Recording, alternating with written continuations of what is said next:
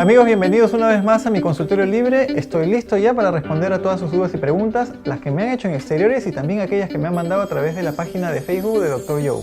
Vamos a ver entonces qué nos tiene que decir la primera pregunta. Doctor, quisiera saber, cuando uno usa lentes, ¿la vista mejora o con el tiempo sigue empeorando? Bien, le agradezco la pregunta. Es algo muy interesante y muy importante. Mire, va a depender mucho de cuál sea el diagnóstico hecho por el médico oftalmólogo o por el optometrista. Va a depender de la edad, muchas veces de la persona también.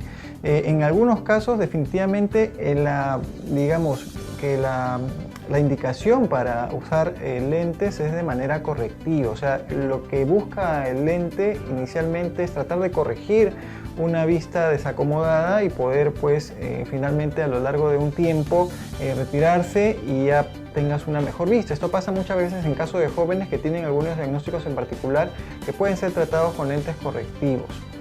Sin embargo, dependiendo de la edad, como digo también, algunas personas pueden requerir lentes de por vida. Incluso la recomendación, por supuesto, es que cada año se hagan una medida de lentes para que puedan, de agudeza visual básicamente, de la agudeza de la capacidad que uno tiene para ver si es que se tiene que cambiar la medida de tus anteojos.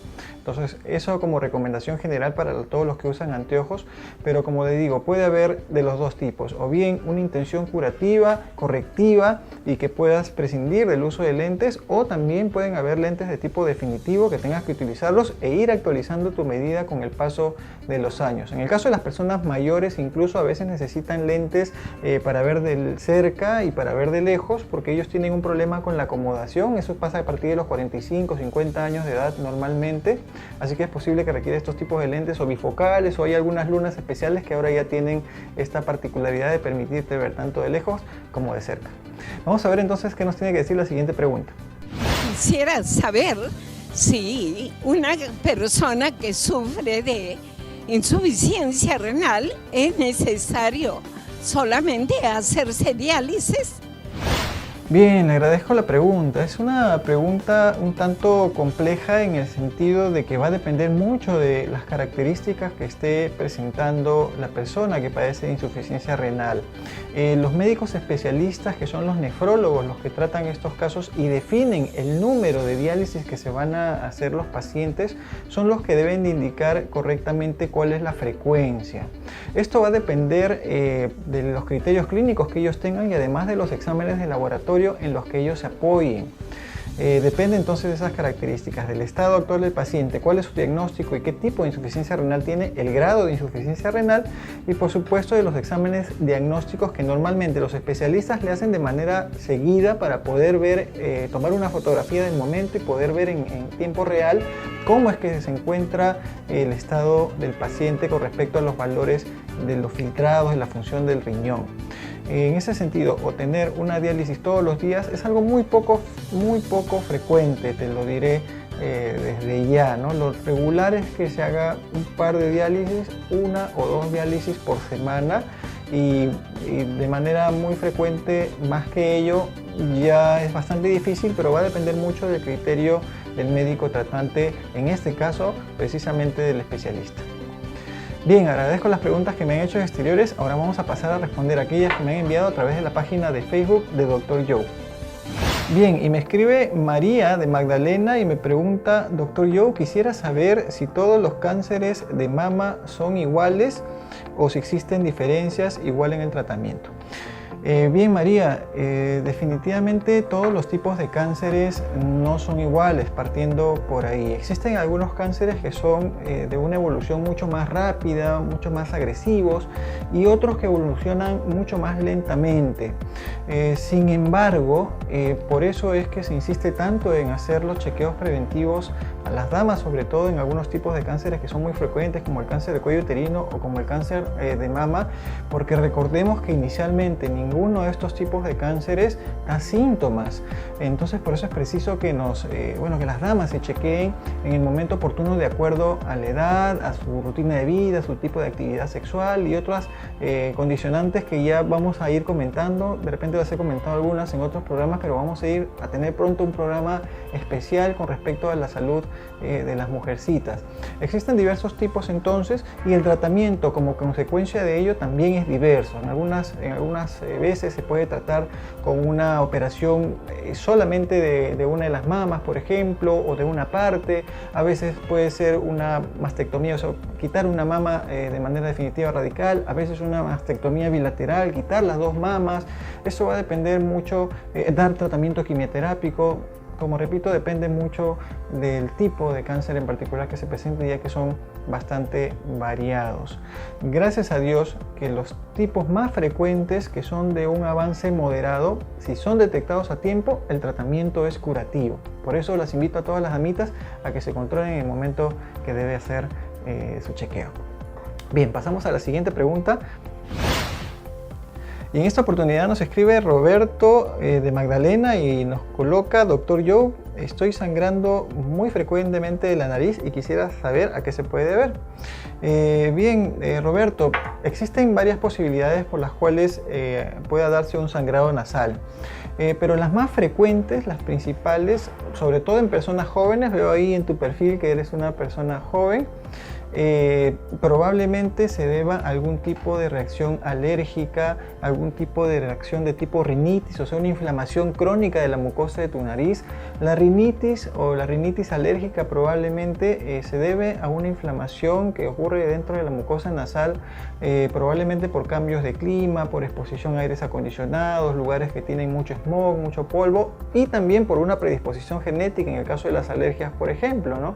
Ya he explicado anteriormente que existe una predisposición incluso hereditaria de transmitir alergias de padres a hijos. El papá que tiene alergias puede transmitir alergias al hijo de diferentes formas, no necesariamente la misma forma que la tiene el papá. Si el papá tiene asma, puede transmitir rinitis alérgica o alergias de la piel, etc. Entonces existe una variedad de posibilidades que pueden desencadenar la rinitis y la inflamación de la mucosa nasal, y esto puede llevar a desencadenar sangrados, sobre todo, como te digo, relacionados con cambios bruscos de temperatura, tanto en fríos secos o extremos, en aires acondicionados, como por ejemplo también en épocas ahora de verano, de calor. También existe una dilatación de los vasos sanguíneos de la nariz que muchas veces produce sangrado. Recordemos que la forma adecuada de tratar estos sangrados es, en el momento que viene el sangrado, colocar la cabeza hacia adelante y presionar fuertemente la nariz hasta que este sangrado ceda. Por supuesto que ir respirando por la boca mientras tanto.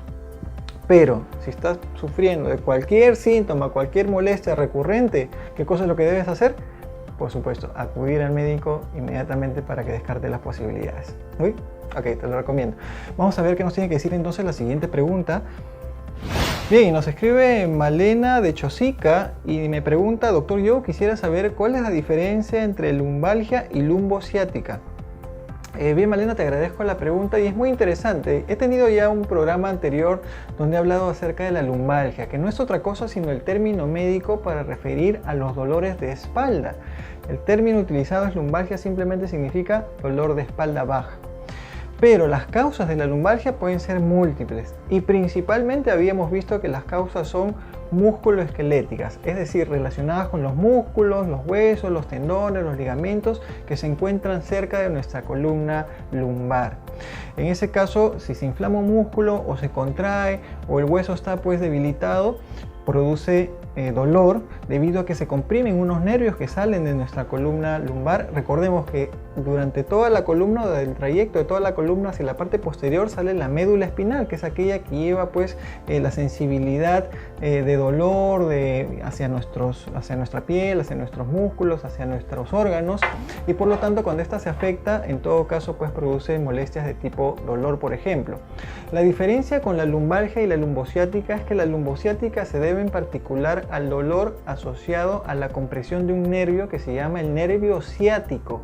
El nervio ciático, amigos, es el nervio más largo que tenemos en el organismo y va de la columna lumbar, o sea, de la parte baja de nuestra columna, hacia nuestras piernas por la parte posterior. Entonces, si ese nervio se presiona a nivel de la columna, nos empieza a doler no solamente la parte de la espalda baja, sino también toda la pierna por la parte posterior, y a eso lo conocemos con el nombre de lumbociático. O sea, es un dolor de la columna lumbar, pero que se irradia por el recorrido del nervio ciático que va por detrás de las piernas. Por supuesto que existe un tratamiento para ello con analgésicos, terapia física principalmente, al que pueden acceder la mayor parte de las personas. Así que ya sabes cuál es la diferencia. Bien amigos, muchísimas gracias, como siempre les agradezco por haber hecho sus preguntas, siempre participando ustedes con el programa en exteriores y también mandando sus preguntas a través de la página de Facebook que aparece en pantalla, y los invito a que sigan enviando todas sus dudas porque estoy dispuesto a responderlas aquí en mi consultorio libre. Ya saben que si quieren llevar salud a su hogar pueden contar con mi libro Salud para Todos, que está a la venta en librerías Crisol a nivel nacional y en librerías Sur. Y ya lo saben que si quieren estudiar una carrera profesional, tienen que hacerlo en el mejor instituto de Lima Norte, el Instituto de Educación Superior Tecnológico Privado, Palmer College, que te ofrece las carreras de computación informática, administración de empresas, cosmética dermatológica, enfermería y contabilidad. Pueden ubicarlos llamando al teléfono 623-6068. Bien amigos, no se muevan de sus asientos porque vuelvo después de comerciales para enseñarles un lugar de toda calidad donde pueden atender su salud. Volvemos.